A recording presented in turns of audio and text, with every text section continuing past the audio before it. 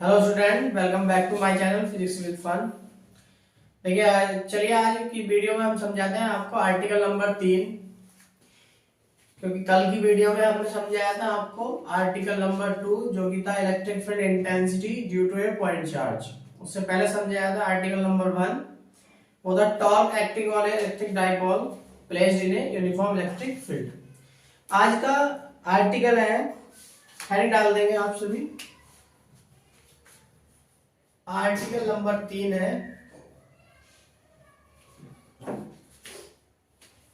Article number 3 क्या है? बहुत इंपॉर्टेंट आर्टिकल है। 3 मार्क्स या हो सकता है 5 मार्क्स में आ जाए। 3 मार्क्स में भी एग्जाम में आया हुआ है ये, और 5 मार्क्स में भी एग्जाम में आता है। Electric field intensity, electric field intensity, electric field intensity in axial position, in axial position. Axial position के बाद एक और आ सकता है जिसको बोलते हैं end on position. End on position, electric field intensity in axial position, या तो एक्सियल पोजीशन कहेगा या आपको कहेगा end on position. End on position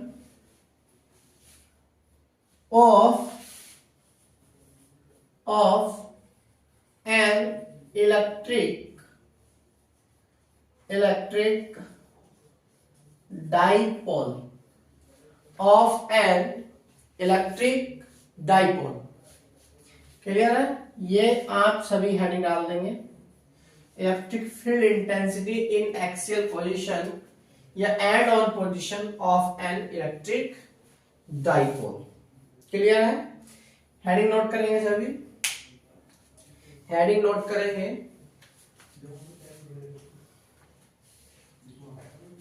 अब जरा ध्यान सुनिएगा।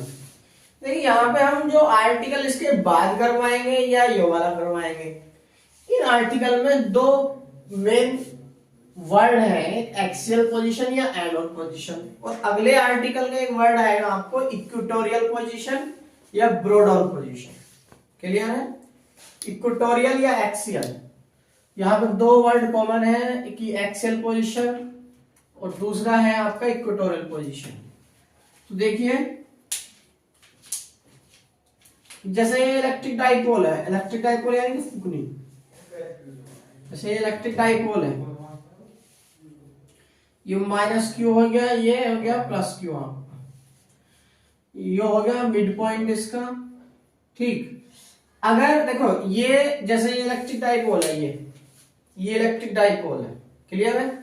ये इलेक्ट्रिक डाइपोल है, और अगर इस इलेक्ट्रिक डाइपोल के अंदर को मैं एक लाइन, एक अंदर को कोई चीज दूसरी बाढ़ दो, ठीक, आर पार कर दो कोई चीज इसके, तो जो लाइन ये आएगी, इसके अंदर जो लाइन आएगी, ये आर पार वाली लाइन आएगी। देखो जैसे ये मैंने इसमें आर पार लाइन कर दिया है, ये जो लाइन आई, इसको बोलेंगे हम इलेक्ट्रिक डाइपोल का एक्सिस। क्या बोलते हैं? एक्सिस। क्या बोलते हैं? ये इलेक्ट्रिक डाइपोल का एक्सिस है। अगर मैं लेंथ के अलोंग इसके आर पार एक लाइन कर रहा हूं, जैसे लेंथ है ना, इधर को तो नापी जाएगी इसकी लेंथ। अगर मैं लेंथ के अलोंग एक लाइन इसके आर पार कर रहा हूं, तो ये माना जाएगा इलेक्ट्रिक डाइपोल का एक्सिस। क्या माना जाएगा? इलेक्ट्रिक डाइपोल का एक्सिस। ठीक, और अगर मैं एक लाइन इसके मिड पॉइंट से निकाल रहा हूं, ऐसे परपेंडिकुलर, लेंथ के परपेंडिकुलर, तो ये वाली लाइन हो जाएगी इक्वेटोरियल। क्या लाइन हो जाएगी? इक्वेटोरियल। ठीक, ये इक्वेटर, ये एक्सियल और ये इक्वेटोरियल। ये एक्सियल या एक्सिस, ये इक्वेटोरियल या इक्वेटर। ठीक, तो हमें क्या काम करना है, हमें आर्टिकल में पूछा गया एक्सियल पोजीशन, देखो एंड ऑन एंड ऑन, तो एंड ऑन, इस एक्सियल का नाम एक नाम हो रहा है एंड ऑन, और इक्वेटोरियल का एक नाम होता है ब्रॉड ऑन, ये याद रखेंगे। तो हमें आर्टिकल के हिसाब से इलेक्ट्रिक फील्ड इंटेंसिटी निकालनी है इन एक्सियल पोजीशन, यानी कि हमें अभी इस आर्टिकल में इक्वेटोरियल से कोई काम नहीं करना, हमें किस पर काम करना है, एक्सियल पोजीशन पे। तो हमें एक्सियल पोजीशन में कहीं पर इलेक्ट्रिक फील्ड इंटेंसिटी फाइंड करनी होगी, समझ में आ गई। तो एक्सियल पोजीशन में हमें एक पॉइंट लेंगे, कोई एक पॉइंट, क्लियर है। हम एक्सियल पोजीशन में कोई एक पॉइंट मान लेंगे, वहां पर इक्वेटोरियल में नहीं करना, अभी इक्वेटोरियल का दूसरा आर्टिकल है, क्योंकि इक्वेटोरियल होती है ये वाली, या ऐसे याद रखने के लिए याद कर लेंगे कि एक्स एक्सिस पर एक्स अगर इलेक्ट्रिक डाइपोल इस ढंग से रखा है तो एक्स एक्सिस हो जाएगी एक्सियल और वाई एक्सिस हो जाएगी आपकी इक्वेटोरियल। वैसे तो अच्छा तरीका यही है कि एक्सिस उसको बोलते हैं कि जिससे इलेक्ट्रिक डाइपोल के अंदर को आर पार कोई लाइन हो रही है लेंथ के अलोंग उसकी, तो उसको एक्सियल पोजीशन, और जो परपेंडिकुलर उसके आर पार कोई लाइन हो रही है उसको बोल देंगे इक्वेटोरियल। ठीक, तो हमें एक्सियल पोजीशन पर काम करना है। ठीक, समझ में आ गया एक्सियल का मतलब क्या है। चलिए इस आर्टिकल को हम सॉल्व करते हैं।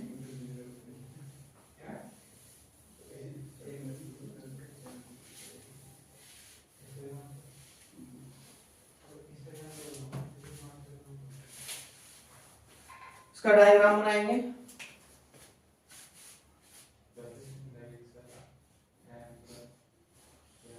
हमने एक इलेक्ट्रिक डाइपोल बनाया,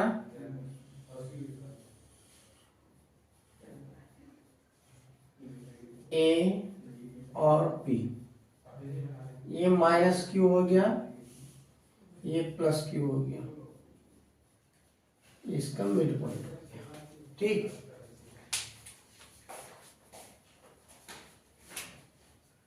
ये यहां से यहां तक की लेंथ एल है इसकी, यहां से यहां तक की लेंथ एल। ठीक, इसकी एक्सियल पोजीशन हम बनाएंगे क्योंकि आर्टिकल में एक्सियल पोजीशन पूछी गई है, तो एक्सियल पोजीशन के लिए इसके आर पार एक लाइन करूंगा मैं।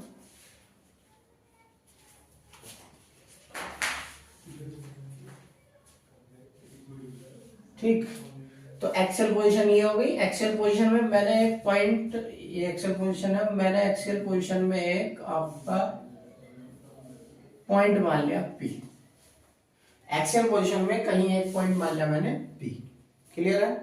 यहां पे मुझे इलेक्ट्रिक फील्ड इंटेंसिटी फाइंड करनी होगी, लेकिन इस पॉइंट की डिस्टेंस इसके मिड पॉइंट से, इस पॉइंट की डिस्टेंस इसके मिड पॉइंट से वो होगी आपकी आर, यू लाइट कर लीजिए, वो होगी आर, क्लियर।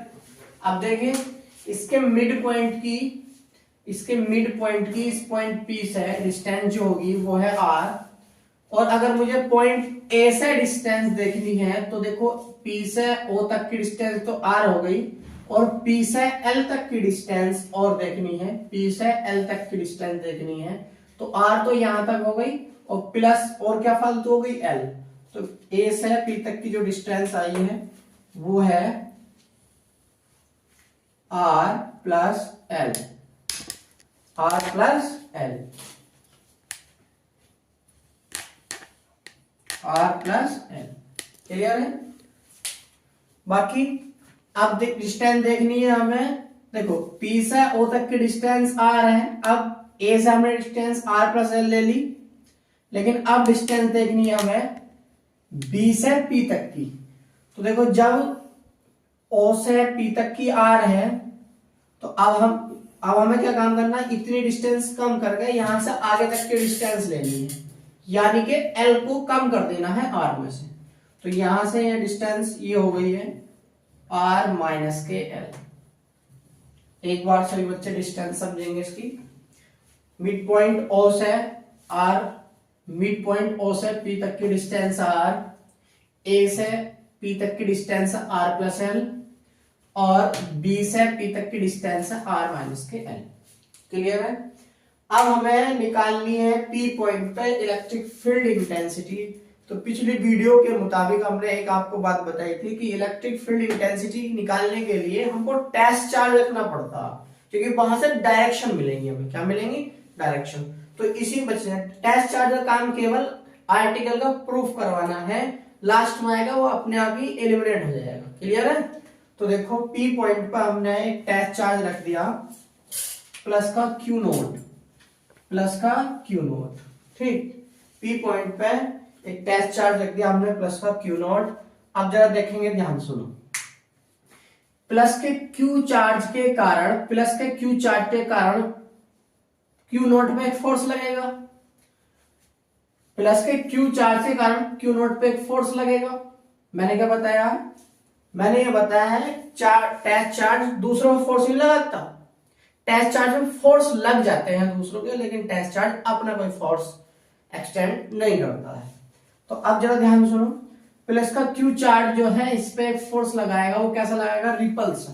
कैसा फोर्स लगाएगा? रिपल्सन। क्यों लगाएगा repulsion?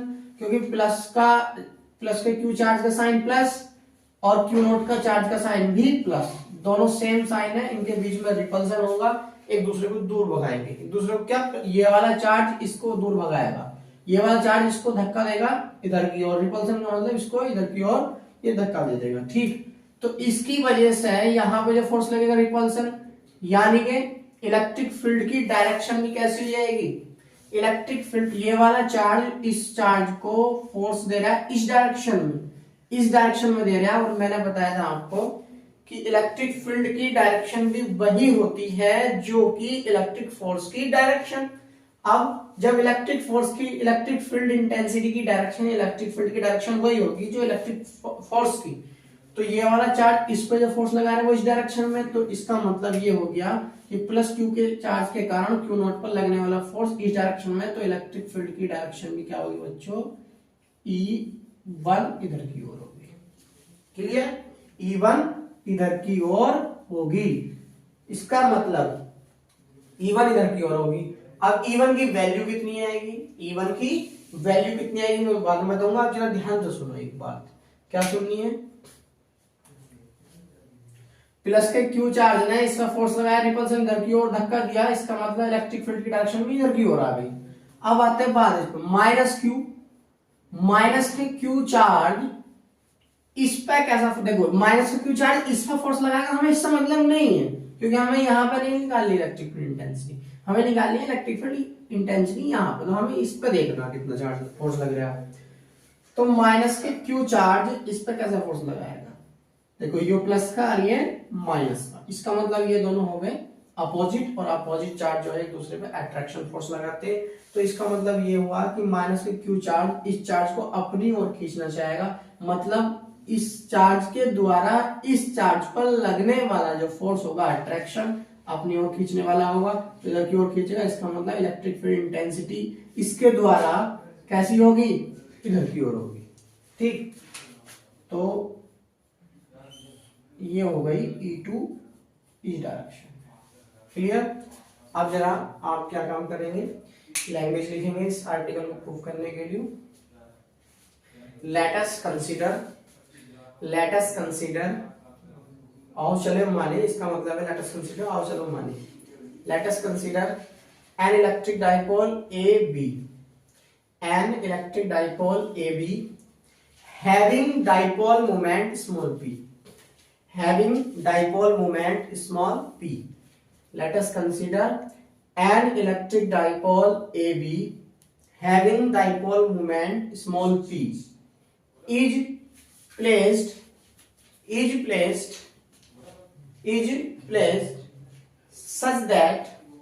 such that a point P at small r distance, such that a point P at small r distance from its midpoint, at which electric field intensity is to be determined, at which electric field intensity is to be determined in axial position, in axial position. ये तो होगी language. अब लिखेंगे, देखो उसके बाद लिखेंगे now from the figure electric field intensity, electric field intensity due to plus q charge at point P, electric field intensity due to plus q charge at point P। तो देखिए जरा ध्यान सुनो, कल जो मैंने आपको एक आर्टिकल प्रूफ कराया था वो बताया था कि किसी एक चार्ज से आर डिस्टेंस पे इलेक्ट्रिक फील्ड, मान लो किसी एक चार्ज से आर डिस्टेंस पे इलेक्ट्रिक फील्ड इंटेंसिटी बतानी है तो कितनी आएगी, equal to 1/4πε0 charge upon distance का स्क्वायर, चार्ज अपॉन डिस्टेंस का स्क्वायर। और एक बात और याद रखेंगे, यहाँ पे मैंने पिछली वीडियो में बताया था आपको, जब भी हमें कोई भी वेक्टर क्वांटिटी फाइंड करनी हो, जब भी हमें कोई भी वेक्टर क्वांटिटी फाइंड करनी हो तो चार्ज का केवल मैग्नीट्यूड रखते हैं, चार्ज का केवल मैग्नीट्यूड रखते हैं, यानी कि निगेटिव है तब भी पॉजिटिव रखेंगे और पॉजिटिव है तब भी पॉजिटिव रखेंगे। हमें माइनस के साइन से कोई मतलब नहीं होता, माइनस का साइन केवल डायरेक्शन को बताएगा, माइनस का साइन केवल डायरेक्शन को बताएगा, याद रखेंगे।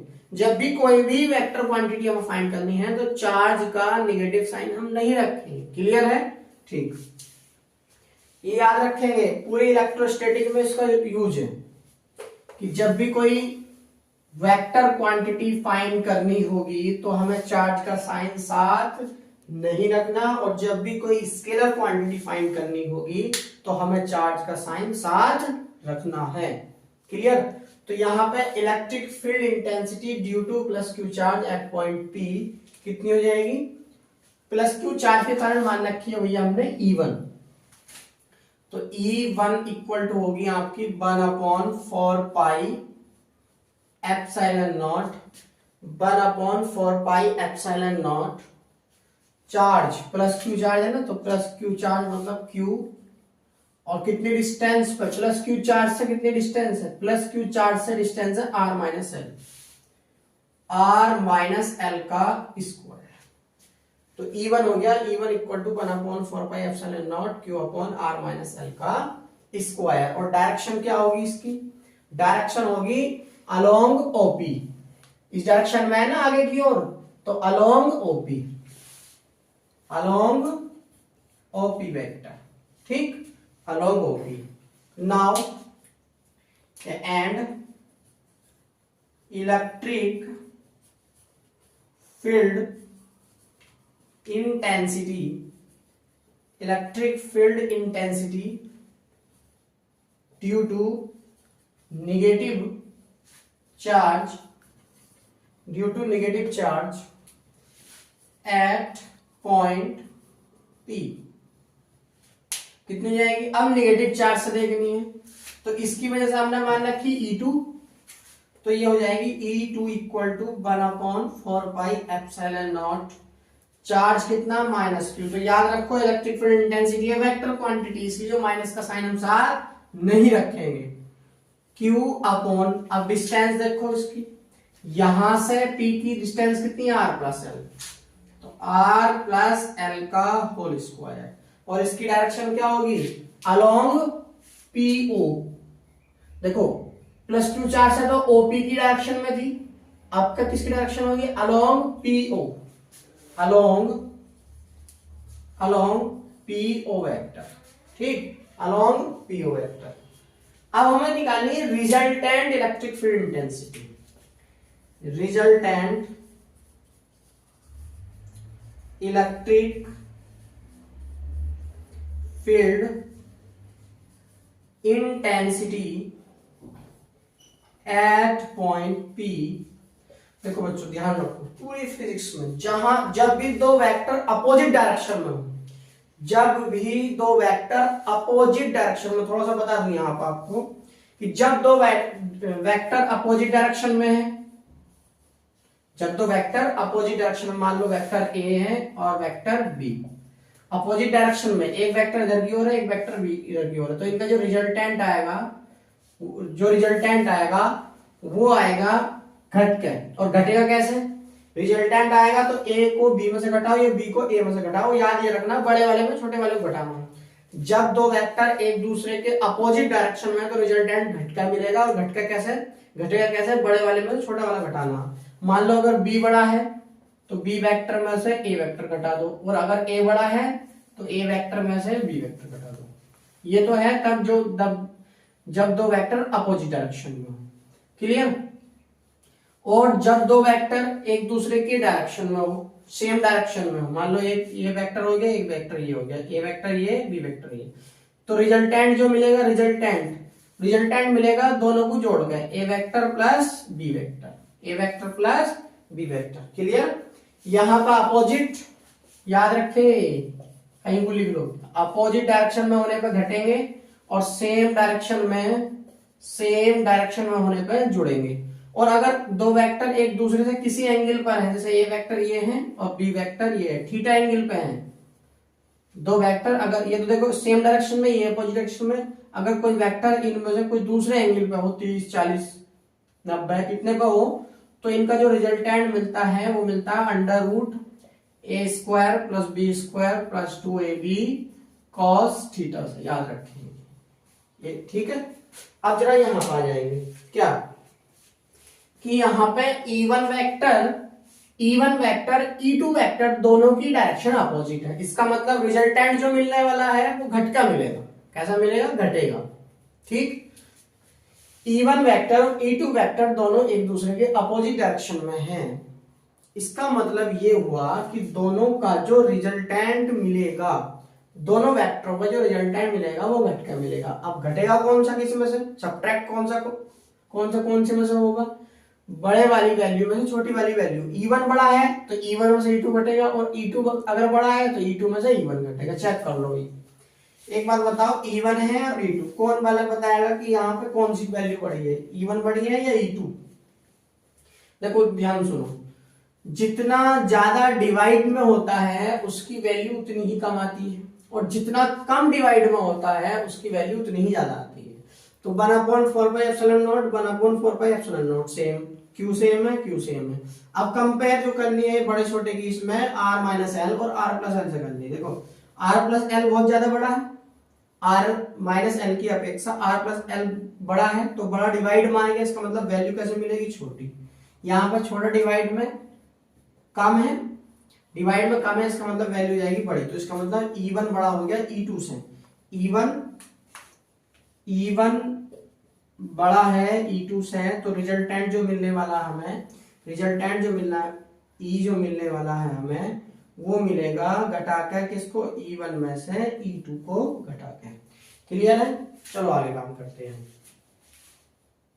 देख लो, तो E1 अब रखेंगे E इक्वल टू, E1 की वैल्यू रखो 1/4πε0 Q upon R minus L का स्क्वायर, माइनस E2 की वैल्यू रखो 1/4πε0 Q upon R plus L का होल स्क्वायर। दोनों की वैल्यू रखी, E1 की वैल्यू रखी हमने और E2 की भी वैल्यू रखी। अब क्या काम करना है हमें? इसको मैं रफ कर दे रहा हूं।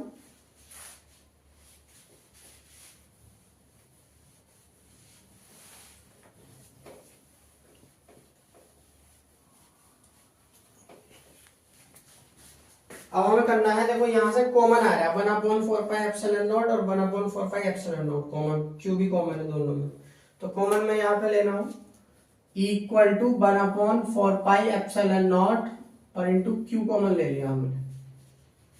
यहां पे बचा, क्या बचा यहां पे? 1/r माइनस एल का whole square, 1/r minus L का होल स्क्वायर, आगे क्या बचा?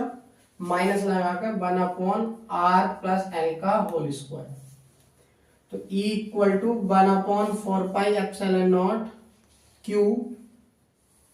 दोनों का एलसीएम ले लो इनका, तो नीचे वालों की नीचे वाले गुणा हो जाएगी और इनकी फिर क्रॉस मल्टीप्लाई, तो यहाँ पर आएगा आर प्लस एल का whole square minus R minus L का होल स्क्वायर, इसकी इधर और इसकी इधर नीचे वालों में आपस में हो जाएगी, तो आर माइनस एल का स्क्वायर और आर प्लस एल का स्क्वायर। ठीक, अब इसके बाद E equal to 1/4 pi epsilon naught Q whole square खोल दो, R square plus L square, A square plus B square का यहाँ पे खोलना और ए माइनस बी का यहाँ पे खोलना, तो A square plus B square plus का 2RL minus R square plus L square minus के 2RL। ठीक, अब दोनों को एक साथ लिख दो इन्हें, आर माइनस एल और आर प्लस एल, देखो इस पे भी स्क्वायर है इस पे भी स्क्वायर, दोनों पे एक साथ मैंने स्क्वायर लगा दिया। ठीक, तो E equal to 1/4 pi epsilon naught Q R square plus का एल स्क्वायर प्लस का 2RL माइनस का अंदर मल्टीप्लाई आर स्क्वायर माइनस का एल स्क्वायर प्लस का 2RL, माइनस के अंदर मल्टीप्लाई करने पर साइन बदल जाएंगे, नीचे हो गया देखो आर माइनस एल और आर प्लस एल, तो ए माइनस बी ब्रैकेट ए माइनस बी और ब्रैकेट ए प्लस बी का फॉर्मूला बन गया, तो कितना होता ए माइनस बी ए प्लस बी का फॉर्मूला ए स्क्वायर माइनस के बी स्क्वायर, तो यहाँ बन जाएगा आर स्क्वायर माइनस के एल स्क्वायर का होल स्क्वायर। ठीक, अब देखो यहाँ पे कुछ वैल्यू कैंसिल हो रही है, आर स्क्वायर था आर स्क्वायर कैंसिल हो गया, एल स्क्वायर से एल स्क्वायर कैंसिल है, तो E इक्वल टू आएगा 1/4 pi epsilon naught Q 2RL plus 2RL कितना हो गया 4RL upon R square minus के एल स्क्वायर का स्क्वायर। ठीक, अब क्या काम करना है, देखो डायग्राम में देखो, आप सभी डायग्राम में देखो, since R greater than L, L की कंपेयर में आर जो है बहुत बड़ा है डायग्राम के अकॉर्डिंग, आर की कंपेयर में एल जो है बहुत छोटा है किससे, आर से, तो अगर मैं किसी बड़ी वैल्यू का और स्क्वायर कर दूंगा तो ये और भी ज्यादा बड़ी हो जाएगी किससे, एल स्क्वायर से। ठीक, इसका मतलब अगर छोटी वैल्यू का स्क्वायर करते हैं वो और भी छोटी हो जाती है, तो ये इतनी आर स्क्वायर इतनी ज्यादा बड़ी हो जाएगी और एल स्क्वायर इतनी ज्यादा छोटी हो जाएगी कि ये नेग्लिजिबल रूप में आ जाएगी। इसका मतलब एल स्क्वायर को हम नेग्लेक्ट भी कर सकते हैं, सो नेग्लेक्ट एल स्क्वायर। ठीक, नेग्लेक्ट एल स्क्वायर, तो ये आ जाएगा उसके बाद E equal to 1/4 pi epsilon naught Q into 4RL, और एल स्क्वायर को हमने नेग्लेक्ट कर दिया तो बचा आर स्क्वायर का होल स्क्वायर, यानी कि आर की पावर 4। इसको मैं रफ कर दे रहा हूं,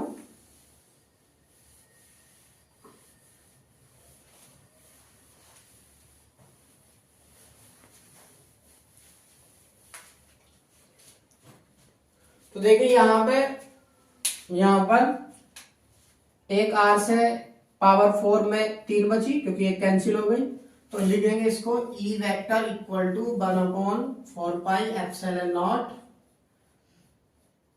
Q इंटू 4L अपॉन कितना RQ, E equal to 1/4 pi epsilon naught, इस 4 को हम कैसे ब्रेक करेंगे, तो इस 4 को ऐसे ब्रेक कर देंगे, 4 को कैसे ब्रेक करेंगे 2 इंटू 2 में,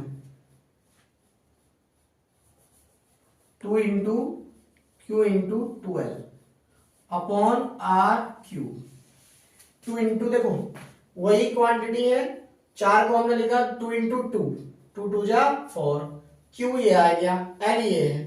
अब यहां पे एक बात ध्यान देने वाली है कि Q into 2L, Q into 2L बराबर होता P, जिसको बोलते हैं डाइपोल मोमेंट,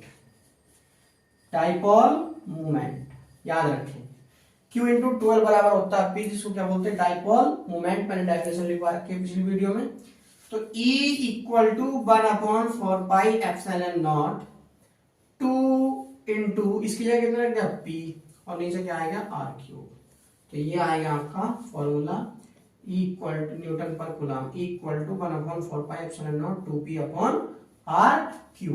ये था electric field intensity in axial position.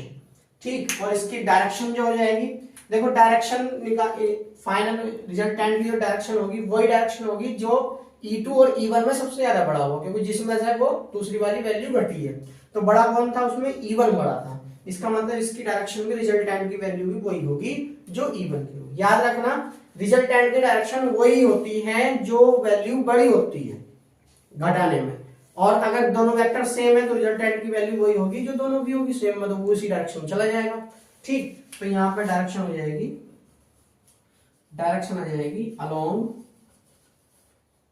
OP vector, along OP vector. OP vector किस डायरेक्शन में? इधर से इधर की ओर, यानी कि -q2 + q। ठीक, ये इसका आंसर हुआ। बोर्ड एग्जाम में बहुत ज्यादा आने के चांस होते हैं इसके। चलिए ठीक है, इस वीडियो में इतना ही, मिलते हैं नेक्स्ट वीडियो में दूसरे आर्टिकल के साथ जो कि है इलेक्ट्रिक फील्ड इंटेंसिटी इन इक्वेटोरियल पोजीशन।